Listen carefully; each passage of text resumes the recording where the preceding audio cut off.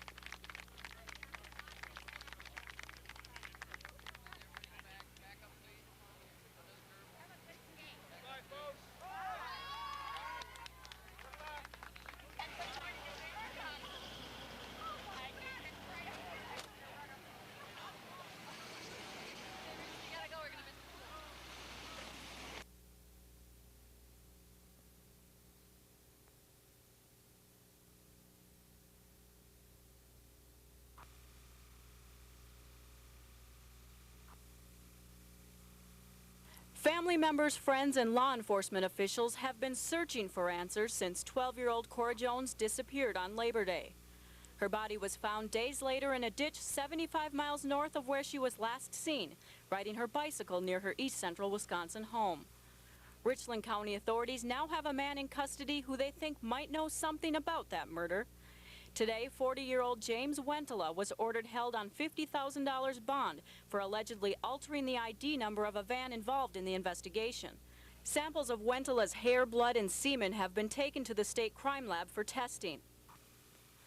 Wentela has an extensive criminal history, including convictions for rape and murder in Douglas County.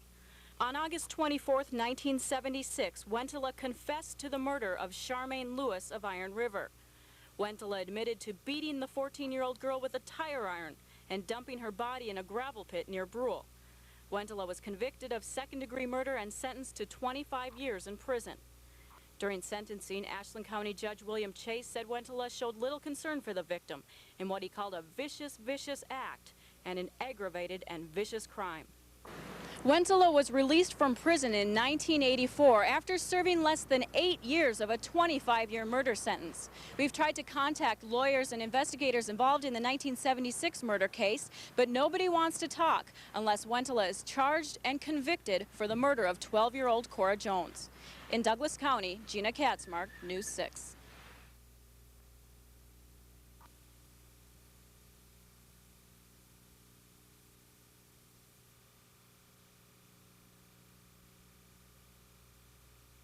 Package for Dr. Anderson, we didn't have a severance package for Elliot. Annual salary, and therefore it's going to change that. When that happens, come back to the board and say, yes, we have an acceptable. Discussed this with virtually any until late last night. I think we all have some concerns, we all have some questions on it, but we need to do that in a very professional manner, putting ourselves together professionally so that we ask all the questions. We go to him with basically a contract intact that we can all pretty much agree on. Okay, I got time constraints talking to Mr. Miles, and I think that there are some questions of clarification that probably could easily be answered on this forum. The other thing I would hope that board members would do is respect the notion that until the board approves the contract, there's no reason for board members.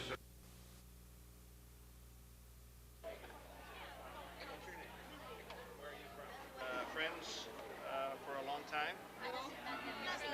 This year. There'll be some spending cuts. But in the end, I think there's also going to have to be some taxes increased in some areas in order that we don't continue to overly burden the property taxpayer to pay for something as important as education. So you give them the menu in advance, and then I call in the order. In fact, we order many things to eat. do you find that is there an advantage to this system over the last system?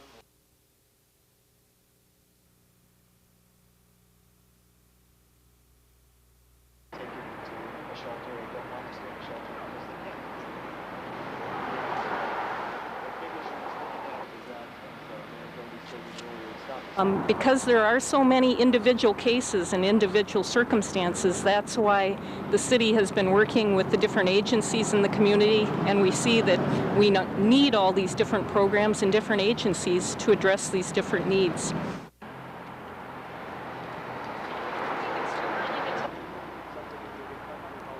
So to speak, even though the president has remained the same with a turnover to the Republican Party.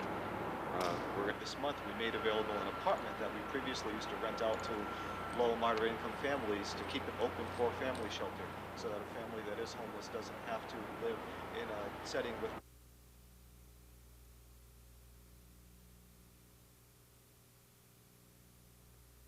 read that out, see what it says there, but piping, empty oxygen, the detail tells us exactly what the need. From an environmental health and health issue relative to people, animals, and so forth, it doesn't seem to be very great.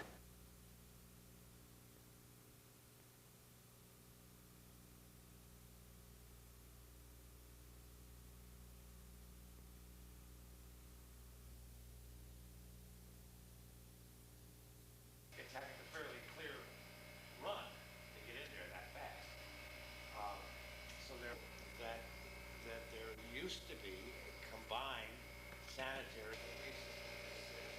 Service line come out and route out their sewer line because of tree roots. Looking at how old the housing is. It's no caulking put together. Can be in the foundation drains. Some of it can be in the service lines or the laterals from the individual house.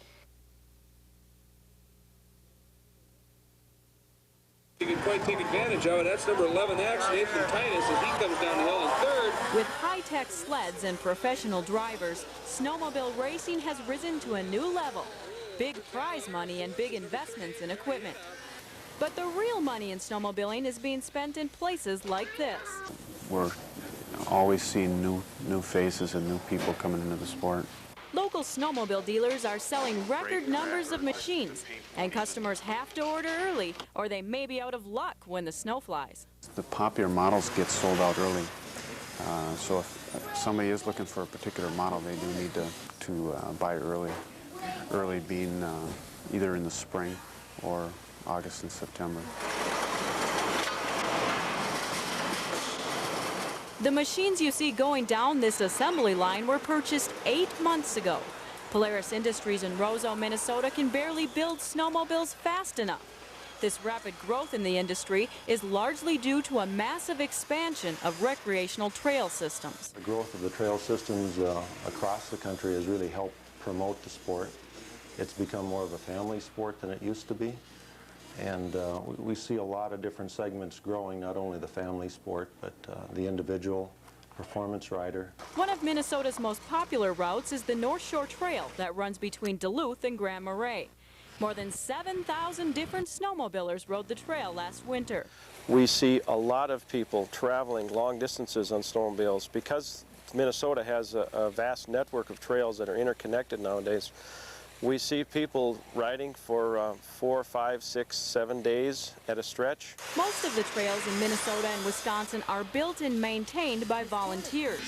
Snowmobile club members work year-round to keep the sport thriving. And most of the people that are involved are pretty gung-ho. They're thinking about snowmobiling 12 months out of the year. It's not a, it's a 3-month, 4-month riding period, but you know, it's a 12-month deal to anybody who's a diehard. And some of those die-hard riders will spend up to $9,000 for a top model sled. Gina Katzmark, News 6.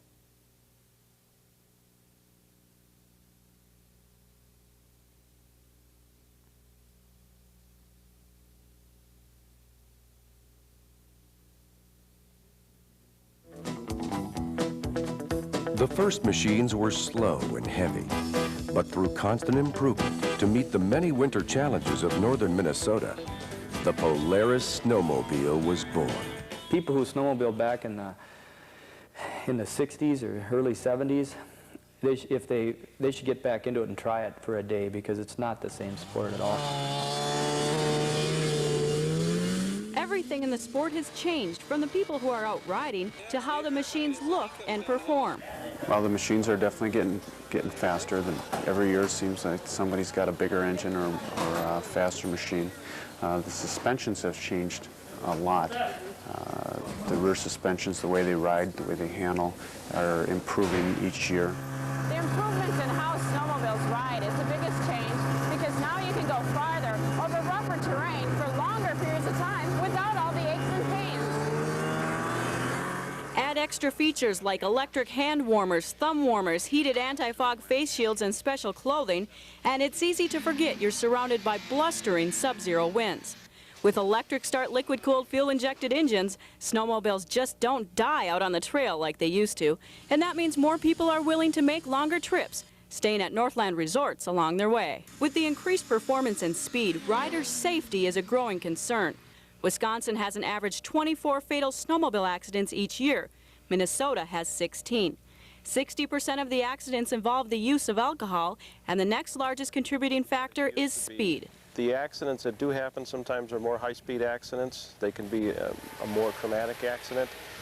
And the horsepower has been a problem that we notice in the maintenance of the trail, primarily because they can tear up the trail surface more with the high horsepower. Local snowmobile clubs are working with law enforcement agencies to get riders to slow down and curb drinking and driving. Club members say that effort begins with the kids. I guess that's where we'd like to start, is training the kids so that when they grow up, they use the trails more safely and appreciate what goes into building the trails. Gina Katzmark, News 6.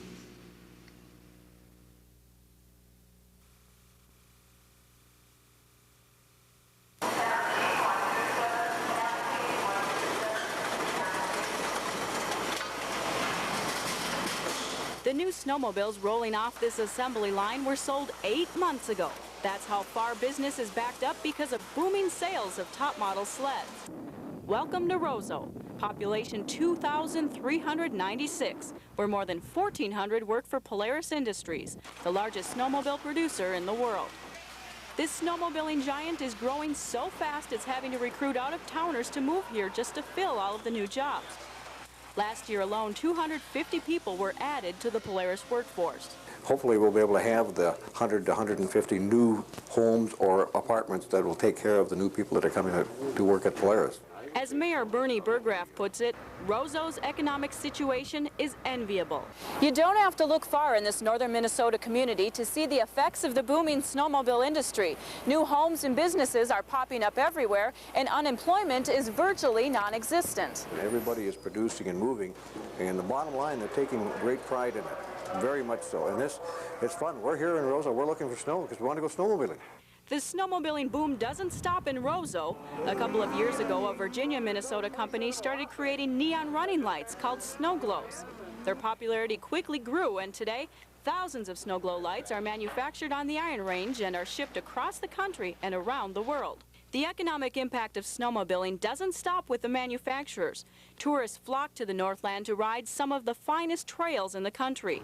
They stay an average 4.5 nights at area resorts and hotels and spend about $1,300 per person while they're here. The impact is pretty dramatic, especially when you get to the resorts that have always been traditionally strong summer resorts.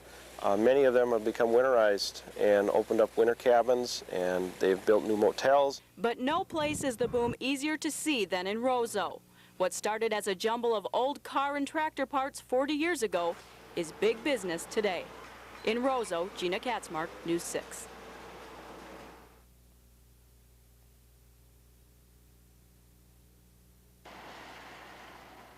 The nonprofit Building for Women has gained national attention and praise for its efforts. A unique partnership, the building houses the offices for the program to aid victims of sexual assault and the YWCA.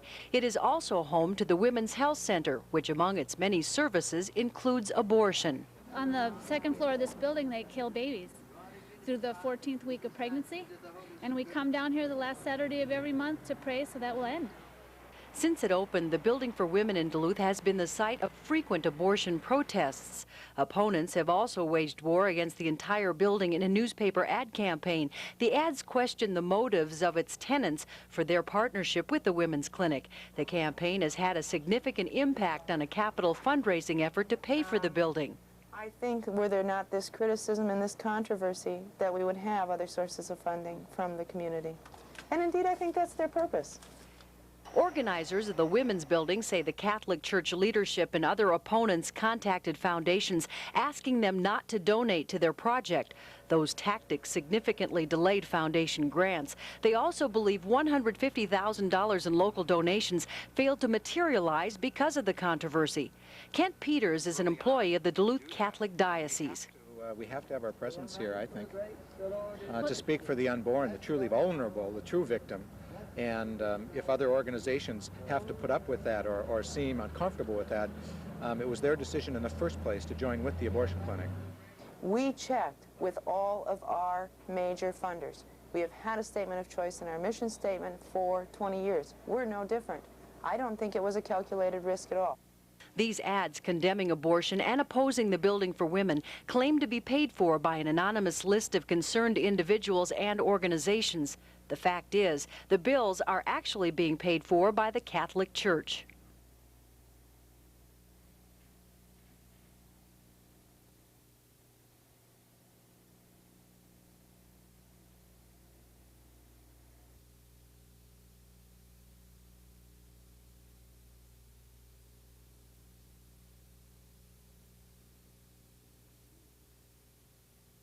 Oh, this is tradition, 102 years that the Salvation Army has been on the streets raising money to meet people's needs.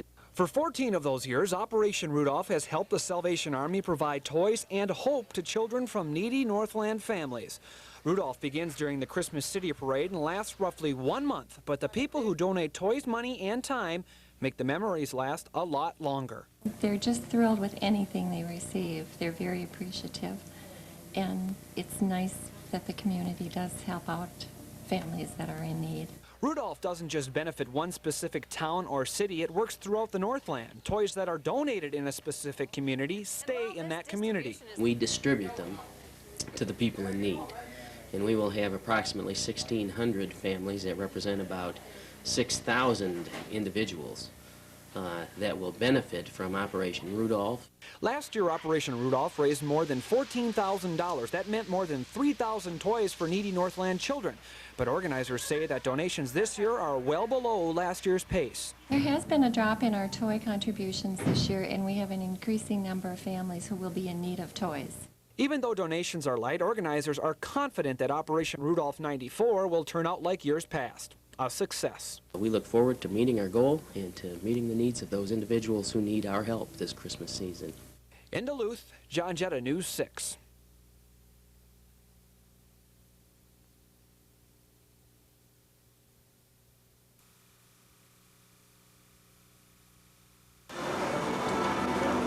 If you are thinking about buying a computer, you are most definitely not alone.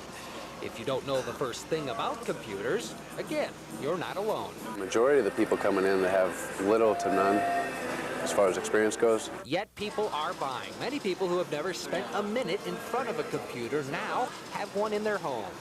I knew nothing. I got it for my kids. Over 7 million home computers will be sold in the United States alone this year. Next year, that number is expected to increase. Eventually, computers will be as common in America as television sets. In fact, even now, you can actually watch TV on your computer. IBM, Apple, laptop, CD-ROM, what do you look for when shopping for a computer?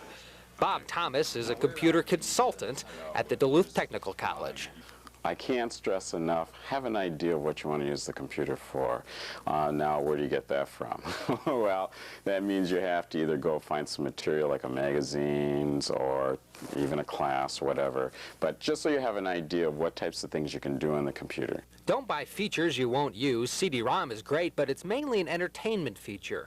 The more memory, the better. For modems, make sure you get a fast one. And most importantly, buy a computer equipped with a good processor. It's best to, if you can afford it, to get the latest processor that's out, because you know you're good for at least another 5, maybe 6 years.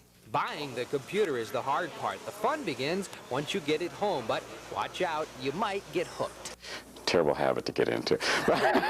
In Duluth, Ted Rollins, News 6.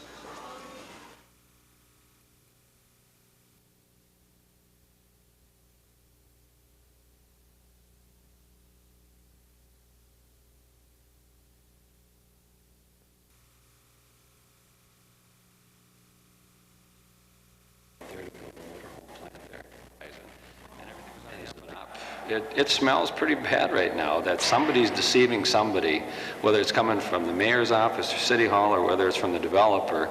I don't know, but I feel like myself as a counselor, and I possibly other counselors feel like we literally have almost been sold down the river on this project. However, Mayor Gary Doty says nobody is being deceived, and that developer Sam Brown has told him he's negotiating with another financial backer. He has to work with. Our piece is to put together the public financing for the public improvements of the park. And where he gets his financing is his business. So no, it's nothing that was hidden from anybody. I don't think it's my place to talk about the details of Sam's financing. It's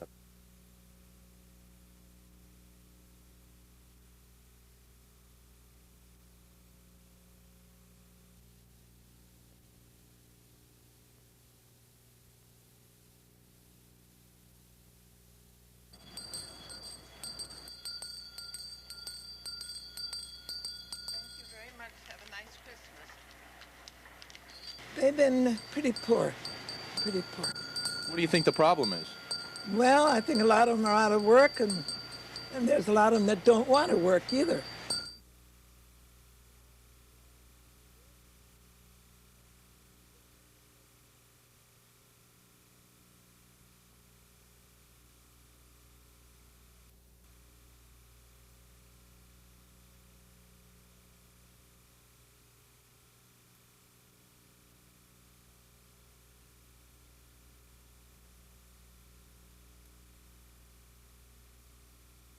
The mayor has shut out in the cold the city council on this deal dealing with Horizon. He says it's inconsequential. The council, I know he couldn't make it to the council meeting last night, but councilors were not happy with being frozen out on this deal.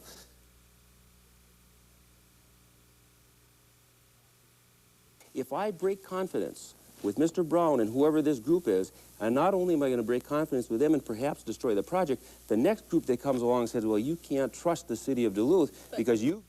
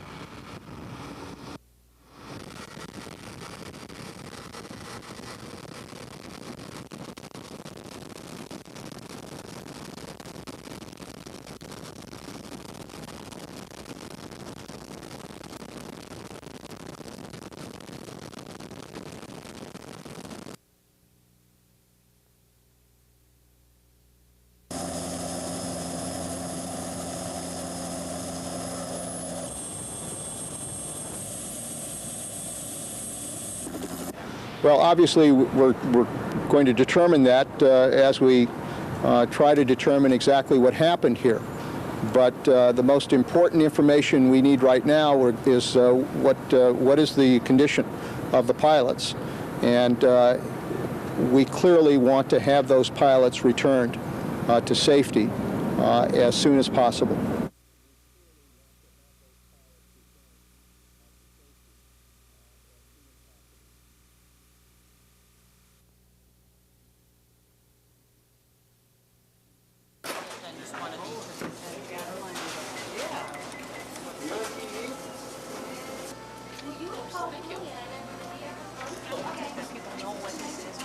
At this time of the year, the need is great. People, low-income folks that have a hard time keeping things together for their families now are trying to put on Christmas and buy special foods and gifts and all of those things. But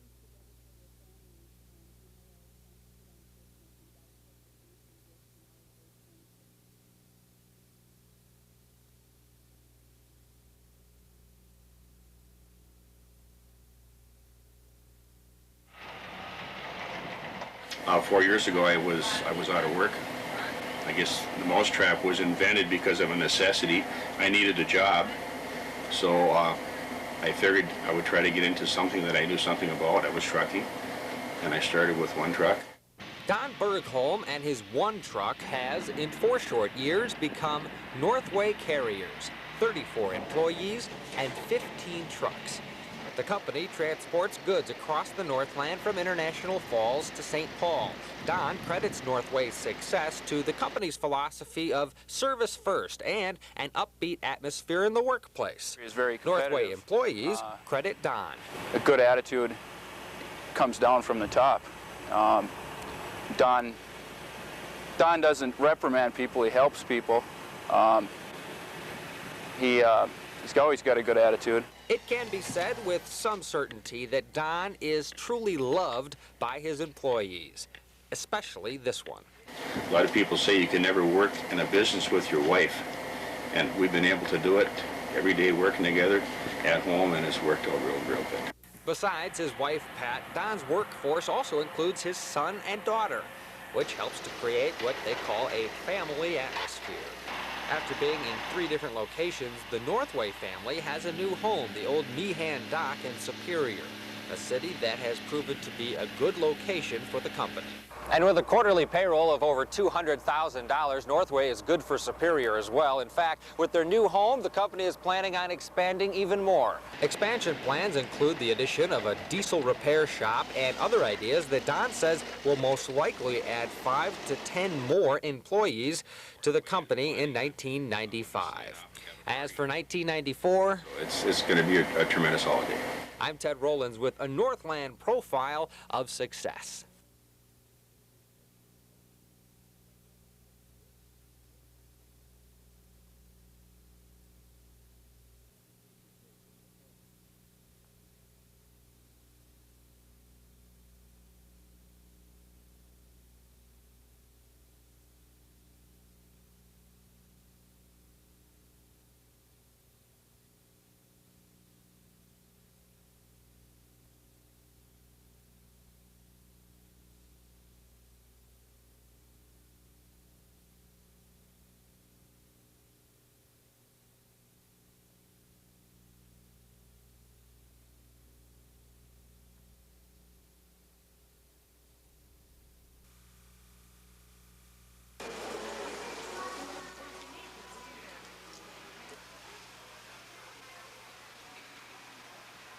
People are coming back in looking for other sizes, other styles. And of course, the after Christmas sales, a lot of people are out shopping for the bargains.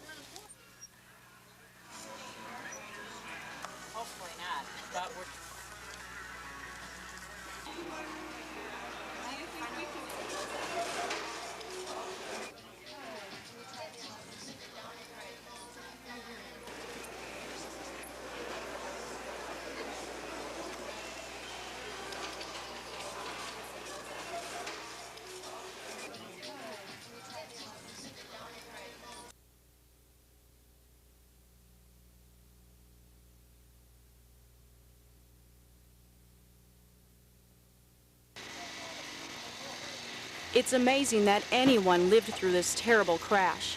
The car was pinned under the train with the front end visible from the other side. A passenger in the front seat, 19-year-old Donovan Mackey, was killed.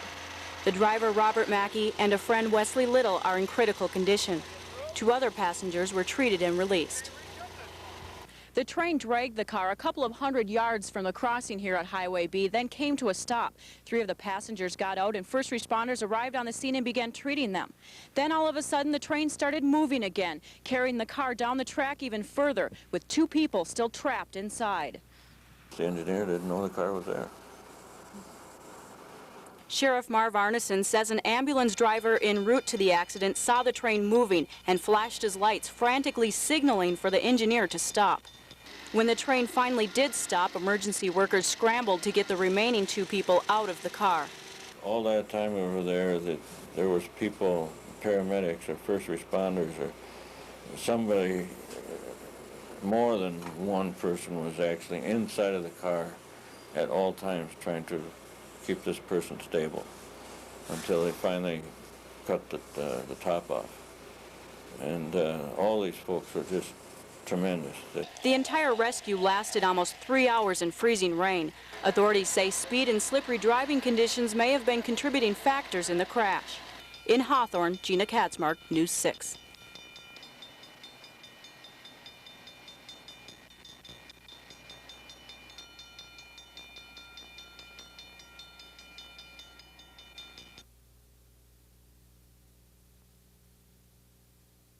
Being litigated in the courts.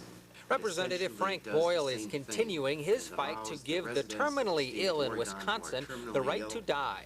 Along with State Senator Fred Risser of Madison, Boyle officially unveiled his new bill yesterday in Madison. I think that the bill is a compassionate and humane response that would only be enacted by a very limited number of individuals.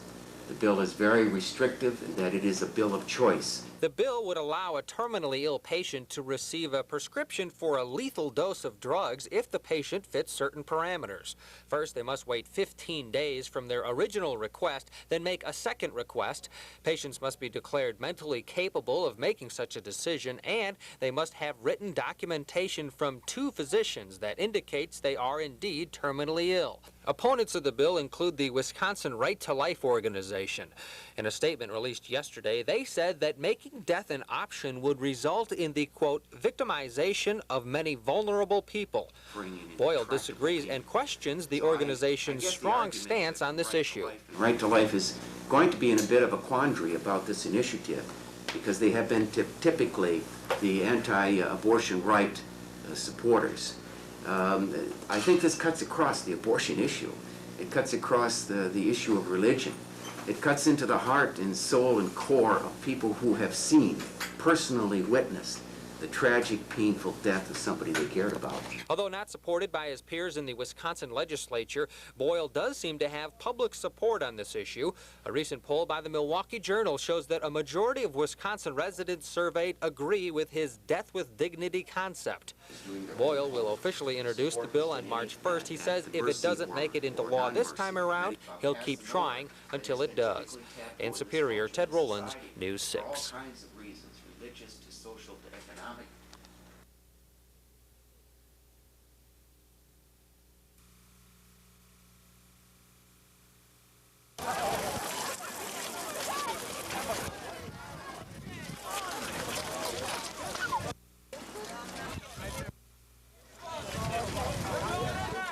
That disease called racism too.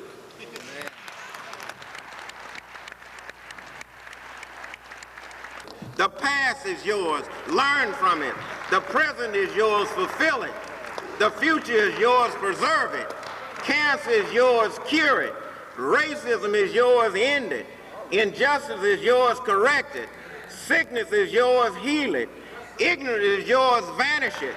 The armed race is yours. Stop it. War is yours. Freeze it.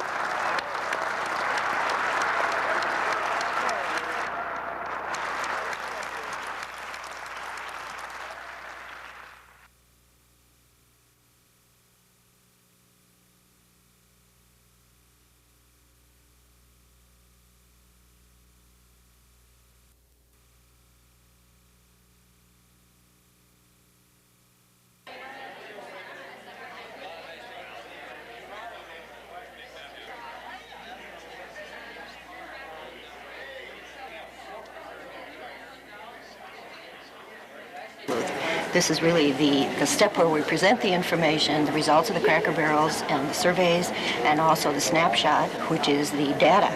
And from here we will go on to develop the alternative visions.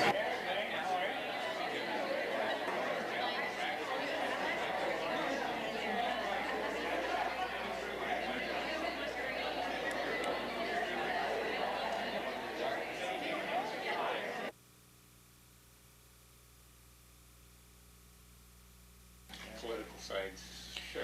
Yeah, well, in the end, I suppose Express that concern to them at this point. My own informal responses that I've heard from the developers are that they are concerned, that they wish to address these issues as best they can, and that they will stop and slow down their project until they feel these items have been addressed.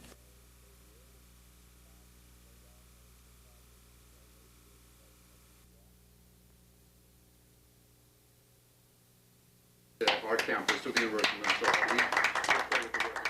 A native of Rhinelander, Wisconsin, Dr. Catherine Martin, the next chancellor of UMD, brings with her an impressive background with stops in Montana, Detroit, and most recently, the University of Illinois, where she currently serves as Dean of Fine Arts. It's a great challenge coming to the University of Minnesota Duluth. It does have a wonderfully proud history. It has contributed to a region. It's perched on the edge of contributing more to the region, and I believe more to the nation. Martin's goal of attracting more attention to UMD could be made more difficult if funding to the campus is reduced, something that University of Minnesota President Nils Hasselmo forecasted today if the state of Minnesota rejects the university's partnership proposal, which asks for $87 million over the next 2 years. Partnership proposal or not, Martin anticipates the need for some changes. I think we are going to have to do more with less. I think campuses like UMD are going to have to consistently refine their mission as they look to the future. Dr. Martin is the result of an intense nationwide search to replace outgoing Chancellor Lawrence Ianni.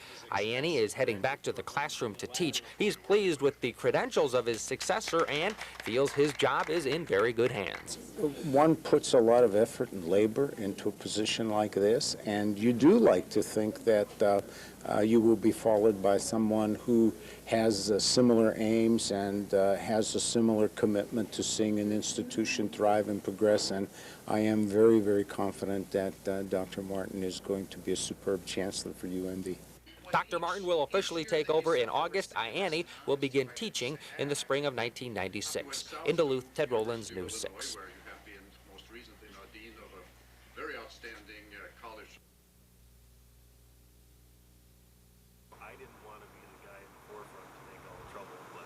Thanks, Kathy. A good following in the sense that people are aware of what's going on. The mayor's office pays $52,000 a year. Starting level will be about $26,000 to $28,000 in the police department. While the officers in training get paid for when they go there, you're kind of like making double the wages, like making $25 an hour in comparison to $12 to be educated, and I don't think that that's right.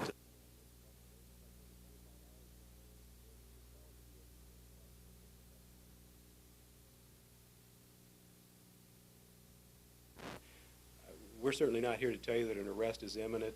What we have done here is we have formed a task force of officers. We have 9 officers working full-time on these 2 cases right now. We have 5 Superior Police Department officers assigned to do this full-time.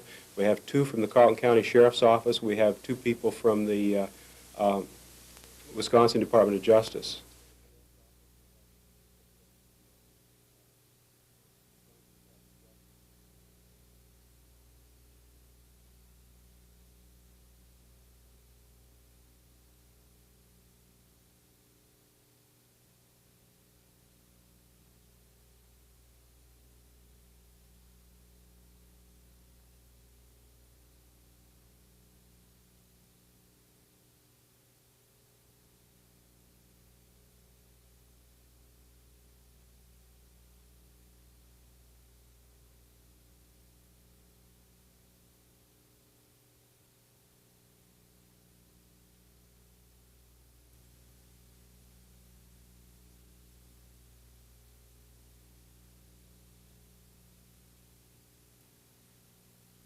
We pray such an event will not happen again. Although we know this is a risky business, we should not let our memories fade. We should not forget.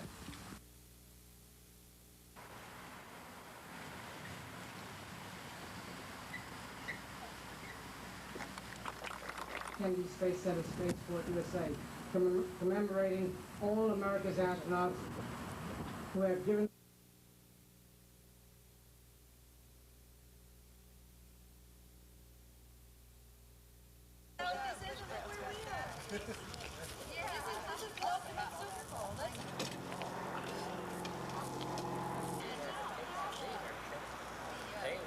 Today we're just here in hopes to get the word out to the public, to remind them to make their call to the White House hotline tomorrow.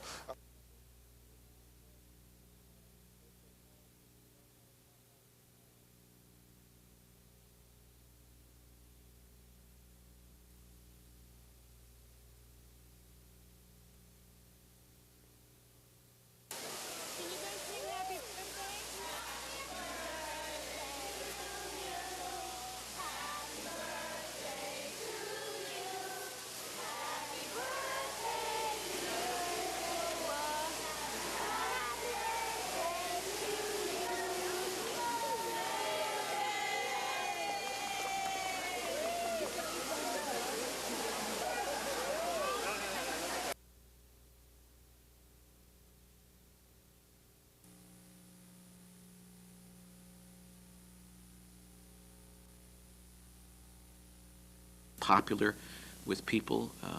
He was sort of had the ability, it seemed, to. We have victim advocates precisely for such an occurrence who can work with the victim's family in instances like this, to be with them, to try to get them through the initial phases of the pain and everything that they're dealing with. And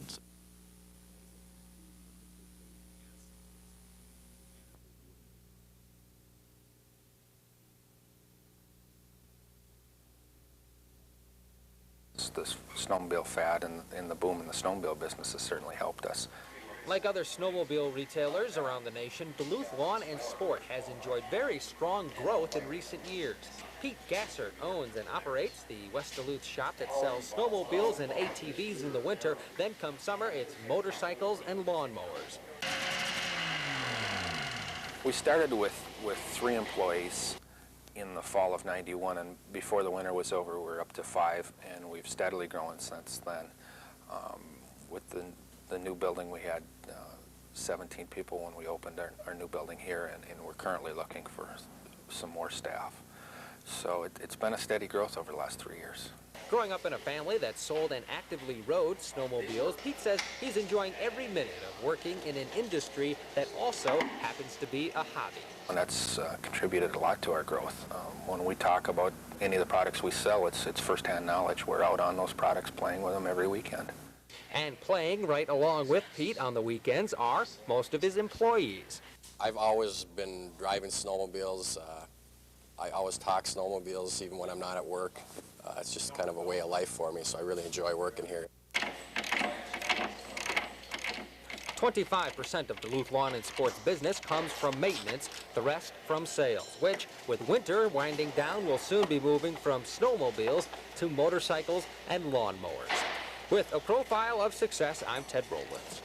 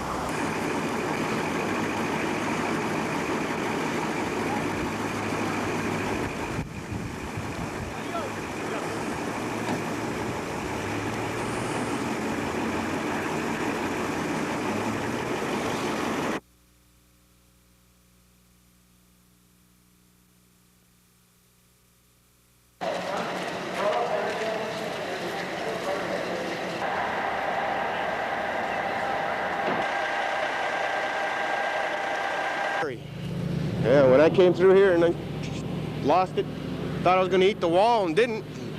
Saw that car right there eat the wall, and I tried to get out of the way, saw that plow, and then I took off running. I left the vehicle.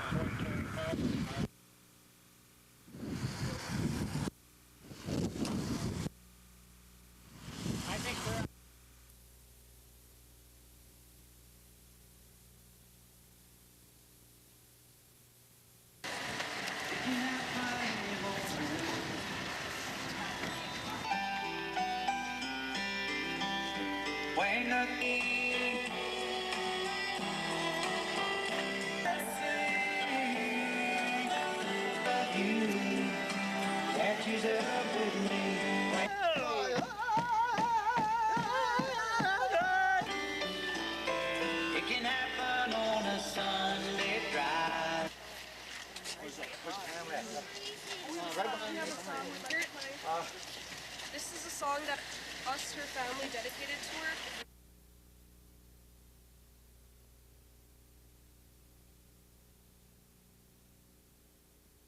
At issue is the testimony of Kay Richards. She is the woman who owns Katie's Massage Parlor in Superior, where the alleged rape and shooting took place. Since Jardine's conviction, she has come forward with new information. She says she witnessed the victim having consensual sex with a man the night of the alleged rape and shooting. She also says she was told by the victim that sex that night had been consensual. But during the two-day hearing, Douglas County Attorney Dan Blank attacked Kay Richards' credibility. Our argument is that no way would the result be any different with this evidence, nor should any of this evidence be admitted at all. It's incredible, unreliable, unbelievable, untimely. But the defense hopes new evidence will get them a new trial. Jardine was convicted of 4 counts of felony sexual assault and 1 count of attempted intentional homicide. The defense argues that Kay Richards has nothing to gain by coming forward with new testimony. The state attempted to attack her credibility. I don't think that they were at all successful about it. This is a witness who's come forward at the risk of losing friendships, at the risk of being alienated from family members, and at the risk of subjecting herself to public scorn and ridicule. Judge Lucci will now take the testimony and decide whether Jamie Jardine gets a new trial or goes back to prison to continue serving his 60-year sentence. In Superior, Bill Lunn, News 6.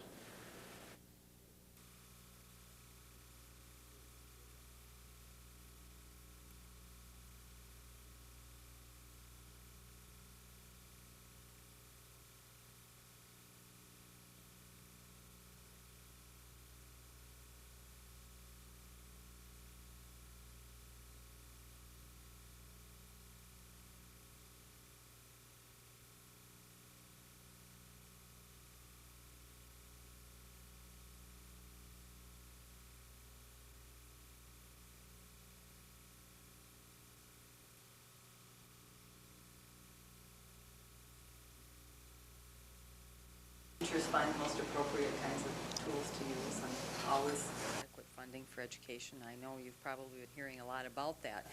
But we're starting to see school districts now look at how much they're actually going to have to trim off their budgets. And I know even here in Duluth, they're looking at probably 30 regular ed teachers, 30 special ed teachers, just with what's currently being proposed. And like I said, I would have more checks. Class sizes, like I said, the budget right now doesn't even maintain current programs.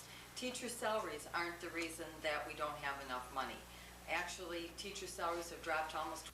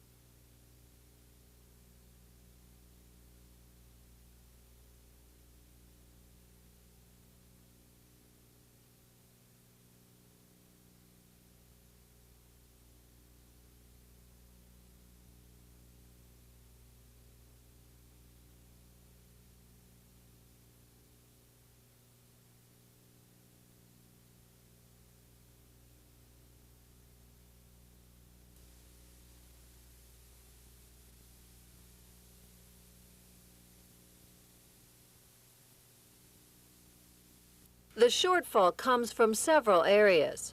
Governor Carlson's budget would cut $2 million from annual operating expenses. Contracts come due district-wide this summer, and with 2,200 employees, the increases will amount to at least $1 million. Duluth has lost an average of 130 students a year for several years from declining population, and officials expect the trend to continue. That drop will mean a loss of another $500,000 in per-pupil state revenue. And projected operating costs increases come to $1.5 million. Unless someone comes up with a better idea, the district is planning to cut a minimum of 30 classroom teachers. That would save the district $1 million. It would also trim special education by about $750,000 and cut operating expenses by 10% to save another $1 million. But even with those deep cuts, it won't make up the shortfall. So the district is asking board members, principals, parents, and others concerned to come up with ideas. All employees in the district have been divided into 5 teams, and each team has been asked to come up with solutions to the problem. The administration and the school board will consider the ideas. In Duluth, Barbara Riles, News 6.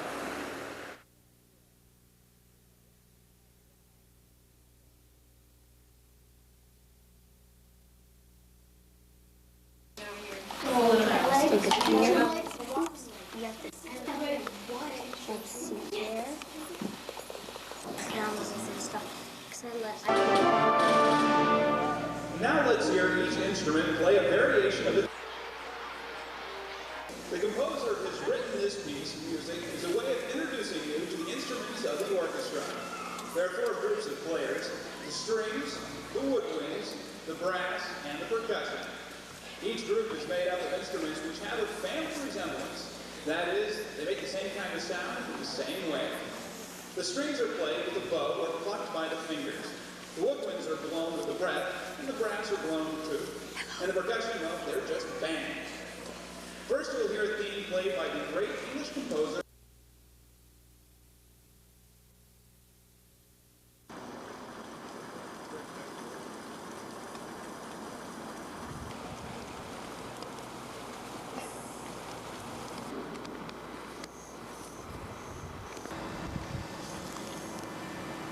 It depends entirely on how cold the winter has been, what the winds have been doing all winter. Sometimes the ice can be quite challenging, and in other years it's not quite so bad.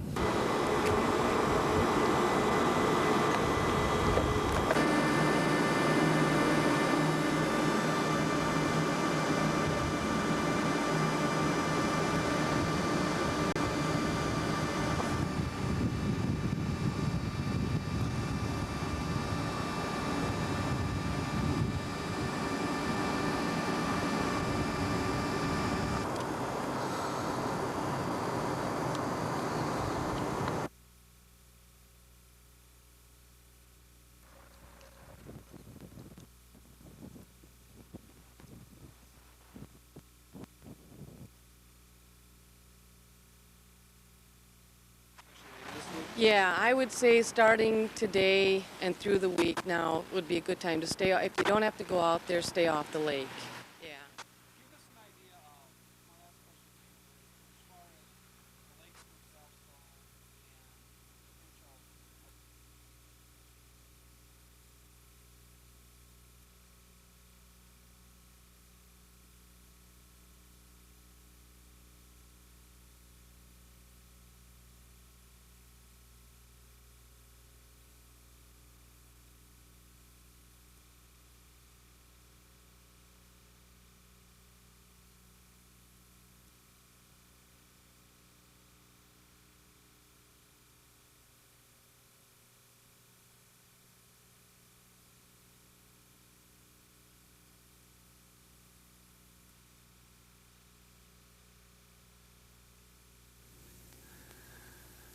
That's a very unfortunate turn of events, and I'm still very hopeful that an agreement can be reached. I have appealed to Gino, and I will be talking to Mr. Gustafson from the IRRB and to the governor to see if we can explore what I think is middle ground for both sides to come to an agreement.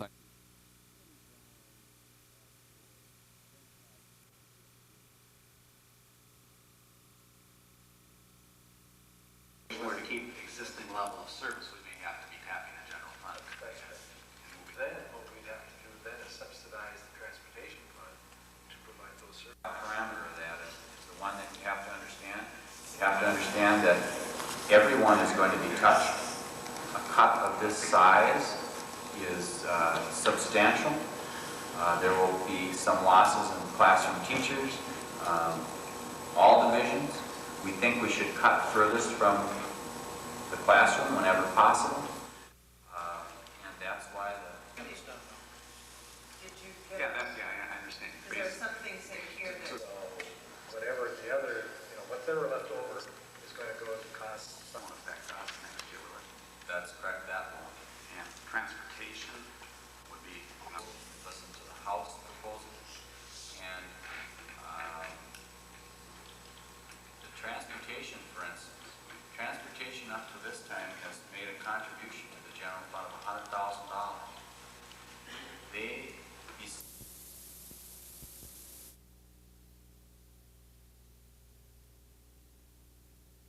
With spring in the air, the summer tanning season can't be far behind.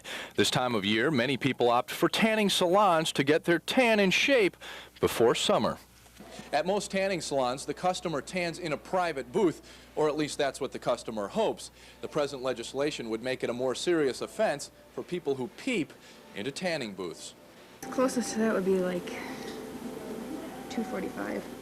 The tan line in Duluth has 7 tanning booths, lots of customers, and has never had a problem with peeping Toms. However, most people here say the proposed law can't hurt. It's probably a good idea. I think it'd probably make people feel more secure and more safe coming into a place like this. I was talking to a woman earlier that came in, and she said there was a place in Duluth, I won't say, that someone did look over the top, and she felt really, she's never said she never went back there, but she's been here for 3 years, and she's never had a problem. Meanwhile, tanners like Mary Larson say they feel the proposed law is a good idea. I certainly do. I wouldn't want anyone peeking in on me. However, I put a suit on when I tan, but I know a lot of people tan in the nude, so yeah, we wouldn't want that going on. That's a good idea. Well, I think it's a good idea. I never heard of the problem before, but yeah, that's a good idea. It happens, though, yeah. Would you want someone peeping in at you? No. Heck no. If passed, the new law would apply to hotel rooms as well. In Duluth, Bill Lund, News 6.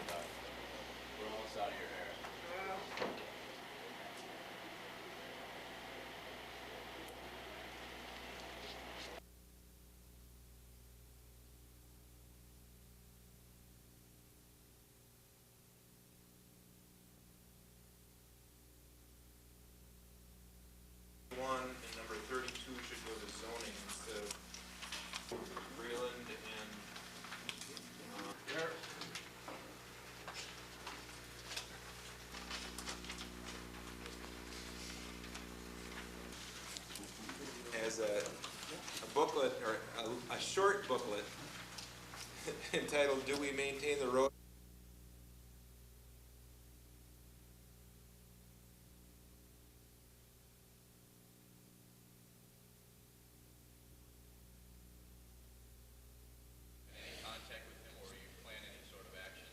I have talked to both the governor and to Gino Paolucci several times, in fact, and I am quite confident that a compromise can be reached.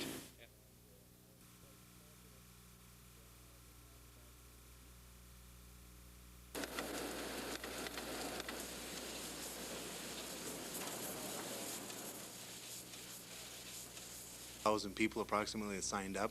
There have been some delay with the packages, but if people receive their package late, meaning today or tomorrow, and they were scheduled for today or tomorrow, this Friday, March 24th at 1:30 p.m. will be a session that we recruit those people to schedule themselves for.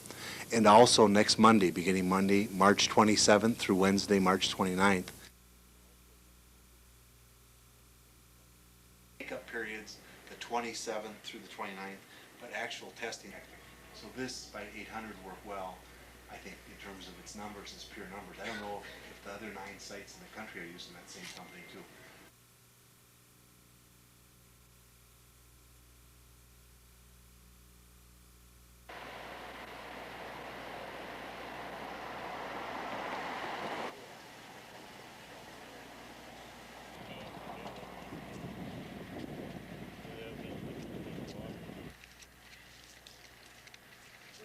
So far the search, if any?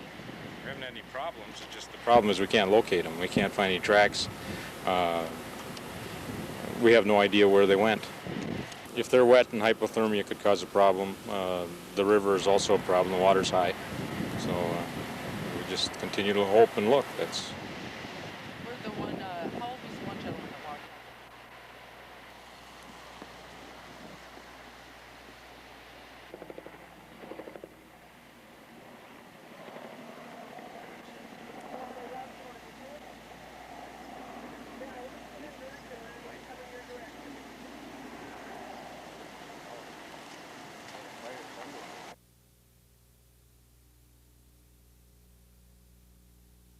It's probably going to be the emotional lift that Duluth needs to just seal this game up.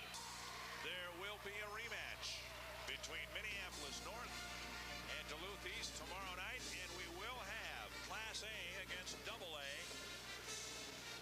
in the championship game Saturday night.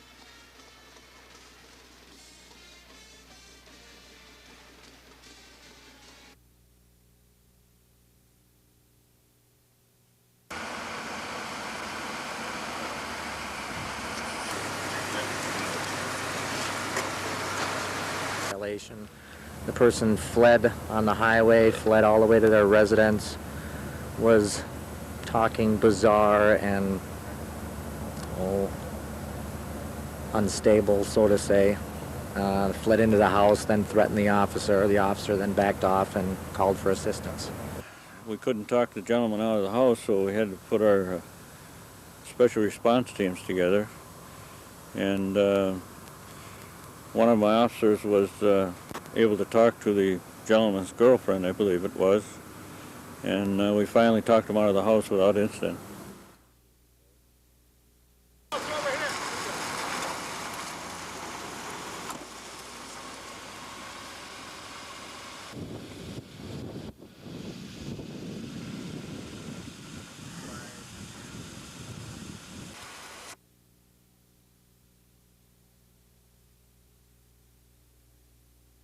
And the possibility of putting together a metropolitan government.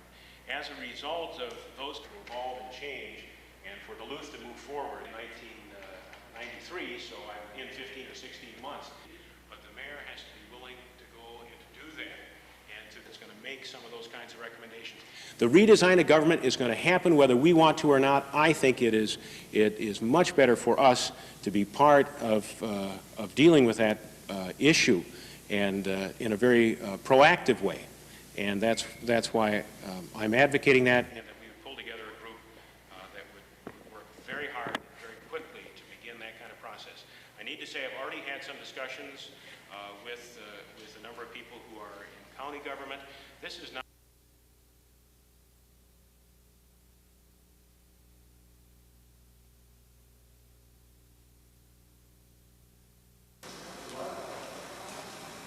Now, it wasn't just volunteers, Sports Garden, VIP Pizza, Little Caesars, and Domino's. And it makes sense for us to be paying a lot of attention to this, to the tragic thing that happened a year ago, and to what we can do in response to it. And the public service announcements and the billboards and the ad strips and the radio announcements you'll be seeing and hearing are designed to do that, are designed to draw people away, especially young people, draw them away from violence and show them that there's another way.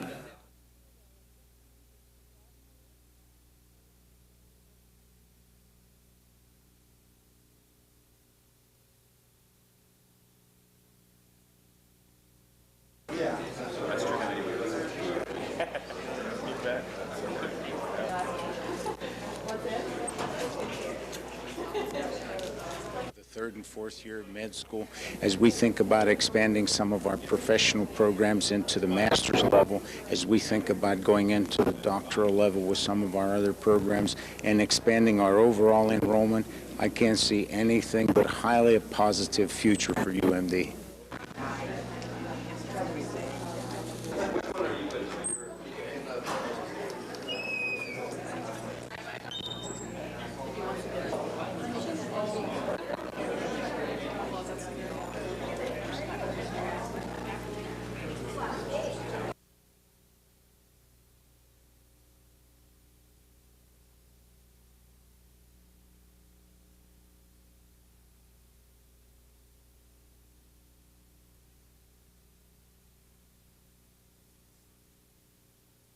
For Minnesota, probably the most important thing, though, is if it gets out and gets into some of our inland lakes, we could have a serious impact on our walleye and northern fisheries. And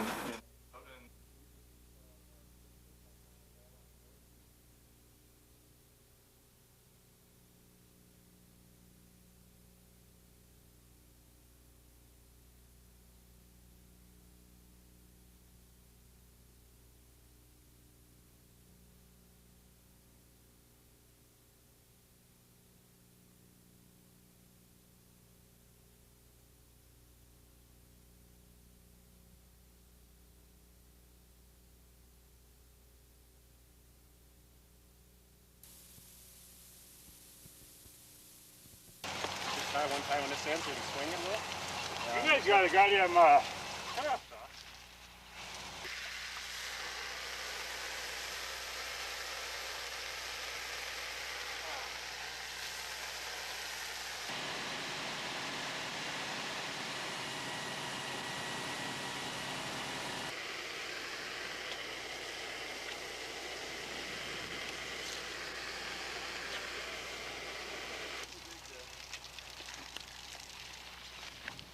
Someplace different? Pardon me? Somewhere different? Well, we have a careful lot.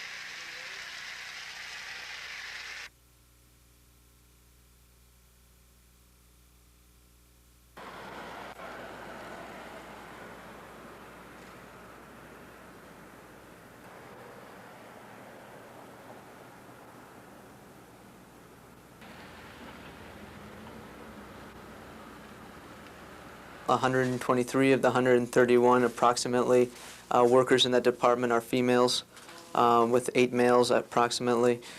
Since that time period, 9 males were hired for supervisory positions and no females.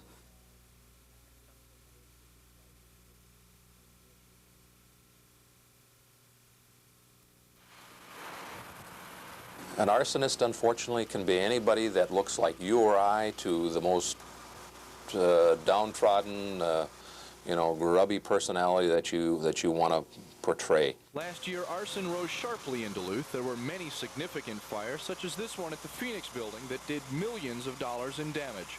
Business owners I talked to today who suffered last year's fire here at the Phoenix building say arson is the worst possible thing that could happen to them. In fact, one minute their business is thriving, the next minute it's destroyed. And Fire Chief Dwayne Flynn says at a cost of thousands of dollars to taxpayers. Flynn estimates just fighting the fire cost taxpayers between $10,000 and $15,000. The other thing is that we are much more aggressively pursuing arson because of our experience of last year. It's a major problem in the United States. Arson and fires kills a lot of people, does a lot of damage. Last year in Duluth, there were 46 confirmed cases of arson. Investigators say there likely would have been more in 1993. However, the department was without an investigator that year and says there were likely more that went undiscovered. Despite that, Flynn says the number will likely increase this year because investigators will be more thorough than ever. Here's a look at how other crimes changed over the last year. As for murder, there were 2 fewer, last year down 33.3%. Rape, however, rose by 15% with 105 cases reported as opposed to 91 a year ago. Robbery was up more than 33% from 53 to 71.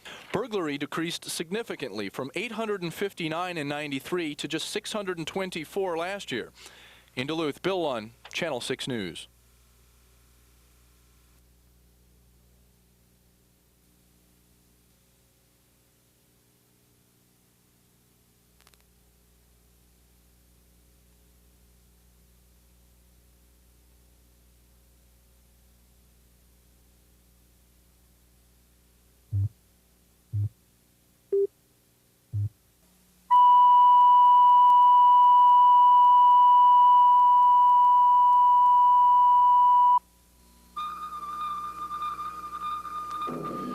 This is NBC Nightly News, Tuesday, April 29th. Good evening. The final evacuation of Americans from Saigon has been completed. Simple words mark the end of one of the most complicated periods of American history. The Vietnam War from 1964 to 1975. TV brought the battlefield into the living room. What the cameras captured destroyed any innocence America may have had about what it means to be at war. In April of 1975, the U.S. government said enough. Mike Yeater was a 19-year-old Marine at the time. His job? To guard the fence around Saigon's airport. They were human beings on the other side of the fence. You know, they were afraid for their lives. You know, I didn't know what, I probably didn't even think about what, you know, future they had. It's just that, you know, the day before we were allies standing with them, and, you know, today we're saying adios, you know, good luck. There was someone else watching that day, a young photographer for UPI named Hoang Van Cuong. His camera captured the confusion, the terror, and the loss the day Saigon fell. Cuong was there when the last helicopters left the top of the American embassy. 4 people in American roof, even some leader, Vietnamese government, and some American GI, American for the civilian, even people and children.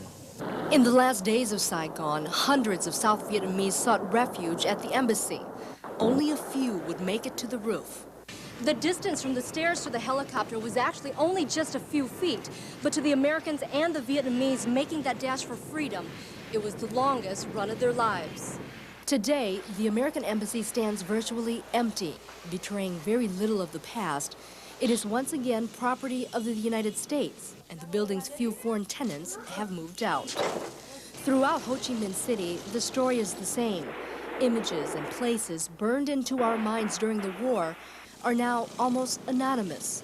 The presidential palace is now called the Reunification Palace. The famous North Vietnamese tank that crashed through the gates in 1975 today sits framed by the flowers on the lawn. Hoang Van Cuong's life has moved on as well. He shows his photo from the war in an alley in Ho Chi Minh City, but he doesn't take pictures anymore. The years after the war were not good to Cuong.